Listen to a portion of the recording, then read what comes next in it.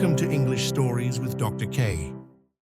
Students in Shock by John Kellmayer and Alina Wyden. For several generations, young people have heard the same promise. If they worked hard and went to college, the American dream would be theirs. A college degree would be the ticket to a satisfying career, an income that would allow them to buy a home and raise a family, and eventually a comfortable retirement. And for previous generations, that promise has generally been true. But for today's young people, the rosy promise of college is too often replaced by anxiety, disappointment, and crushing debt. The result is that many of today's college students are suffering from a form of shock. Going to college has always had its ups and downs, but today the downs of the college experience are more numerous and difficult than ever before. Lisa is a good example of a college student in shock. She is an attractive, intelligent, 20-year-old junior at a state university. Having been a straight-A student in high school and a member of the basketball and softball teams there, she remembers her high school days with fondness.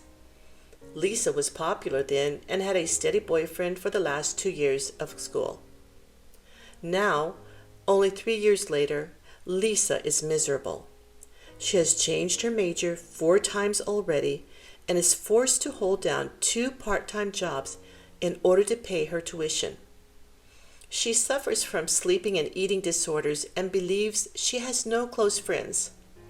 Sometimes she bursts out crying for no apparent reason. On more than one occasion, she has considered taking her own life. Dan, too, suffers from student shock. He is 19 and a freshman at a local community college. He began college as an accountant major, but hated that field, so he switched to computer programming because he heard job prospects were good in that area.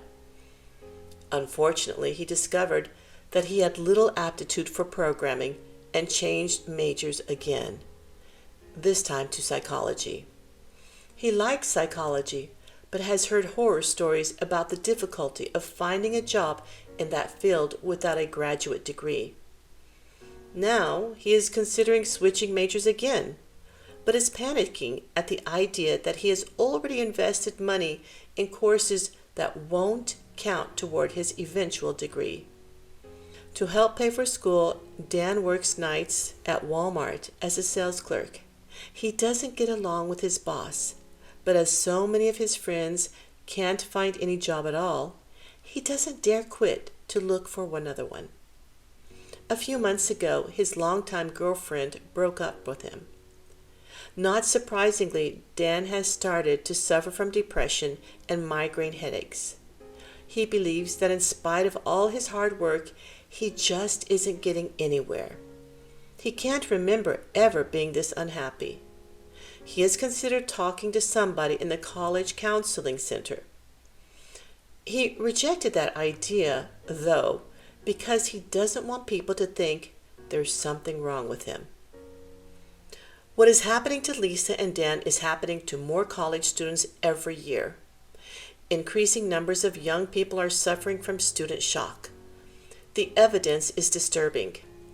A yearly survey of college freshmen conducted since 1966 revealed that in 2017, a record high of 12% of incoming students reported feeling frequently depressed. And for the first time in the survey's history, less than half of the freshmen surveyed, only 47%, felt that their mental health was even above average. Additionally, according to an American College Health Association survey taken in 2017, 61% of all college students reported feeling occasional, overwhelming anxiety that made it difficult for them to function. This kind of emotional distress means that large numbers of students will experience depression intense enough to warrant professional help. At schools across the county, psychological counselors are booked months in advance. Stress-related problems such as anxiety, migraine headaches, insomnia, anorexia, and bulimia are epidemic on college campuses. Suicide rates and self-inflicted injuries such as deliberate cutting among college students are now higher than at any time in history. There are approximately 1,100 college suicides per year, making suicide the second most common cause of death among college students. College health officials believe that these reported problems represent only the tip of the iceberg. They fear that most students, like Lisa and Dan, suffer in silence, convinced that everyone else is doing just fine. But many college students aren't doing just fine, and there are 3 significant reasons why. Reasons that, in many cases, are intertwined. The first reason that today's college students are suffering more than students of earlier generations is a weakening family support structure. The transition from high school to college has always been difficult, but in the past, students typically had firm family support to help them get through it. Today, with divorce rates at a historical high and many parents experiencing their own psychological and financial difficulties, that solid familial support and guidance may not be available. And when students who do not find stability at home are bombarded with numerous new and stressful experiences, the results can be devastating. Another problem college students face is the large and bewildering selection of majors available. Because of the magnitude and difficulty of choosing a major and thereby preparing for a career, many students are racked by indecision. Students often switch majors, many more than once. As a result, it is becoming commonplace to take 5 or 6 years to earn a bachelor's degree. Students who have changed majors are often depressed to realize the courses they have completed will not count towards the new major. They feel they have wasted not only time, but also precious tuition dollars. Rather than accumulate more debt, many students drop out. 43% of all 4-year college students start college, but never complete it. The related and final major cause of student shock is the reality of the job market for many 20 to 40-year-olds. While the economy is better and unemployment lower than it was several years ago, unemployment for recent college graduates continues to be higher than the national average for all workers. And it is still often no easy task for many college student graduates to find jobs related to their specific degrees or even requiring any college degree. In a recent Harvard Business Review article, it was noted that only about 1/3 of graduates quickly find jobs related to their degrees, and this third had 2 things in common. Most were sure of their major when they started college, and nearly half had less than $10,000 in student loan debt. The other 2/3 had often been unsure of their major and had far more student loan debt. Because of large looming loan payments, many of these graduates did not have the luxury of taking the time to find the right job. They had to take the first job they were offered. Even while college degrees are worth less in the job market, their price continues to skyrocket.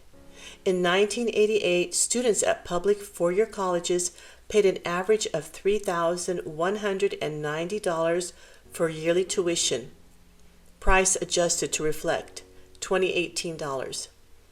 A quick 30 years later, in 2018, students pay an average of $9,970 per year. That is a 213% increase in price. At the same time, student financial aid continues to be slashed. In 2018, President Trump and Secretary of Education Betsy DeVos sought to cut nearly $4 billion in annual funding for student aid programs. Meanwhile, students are graduating with more debt than ever before, an average of $39,400. Without a well-paying job to move into, and in many cases, without health insurance, many new graduates will carry that ever-increasing debt with them for decades, making it difficult for them to move ahead with plans to marry, buy a house or a car, or make other traditional inroads into public life. It's not a pretty picture, and while there is no magic cure-all, students can and should take steps to ensure against falling into student shock. If you are a college student or soon to be one, here is some serious advice. First, you should never hesitate to make use of any helpful services offered by your college. You are paying for those services and you deserve them.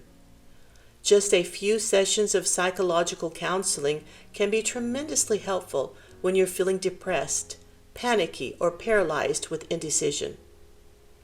Campus stress management workshops may be available, and these, too, can be helpful and also make it clear that you're not the only one to experience college stress.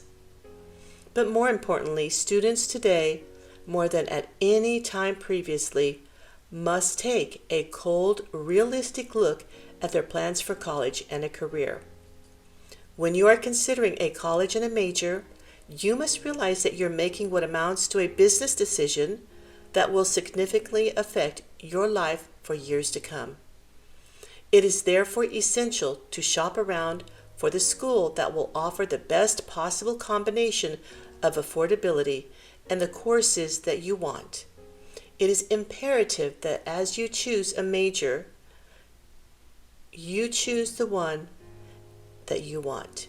You research the job possibilities in that field and how you can best position yourself to land one of those jobs. You can achieve this result by going to your school's vocational counseling office to ask what fields are expected to be in hiring in the near future.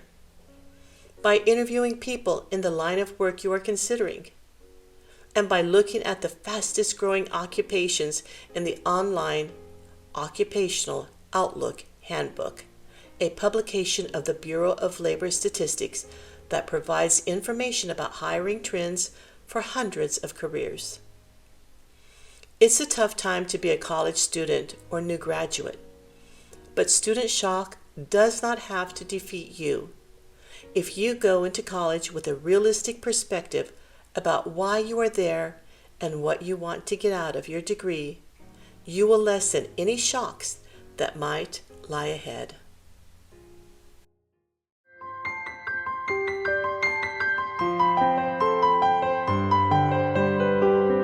Please subscribe, like, and share.